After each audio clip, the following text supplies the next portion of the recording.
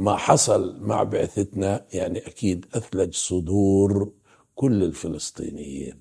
ما حصل مع بعثتنا هو تجديد وتحفيز للشعب الفلسطيني إنه ما زلتم في قلوب الجزائريين. في هاي ردة الفعل العفوية من الجمهور من المدرجات، أعتقد هذه بتعمق واحدة، وإحنا في بوتقة واحدة، وأمالنا وطموحاتنا وحتى ألمنا واحد. وما عبر عنه برضه فخامة الرئيس بردة فعل تلقائية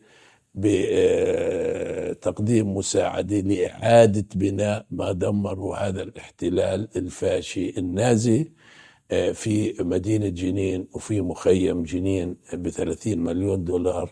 أعتقد كمان هاي رسالة عظيمة، وهذه بالتأكيد عند شعبنا إلها معناها ولها مغزاها. فكل الشكر.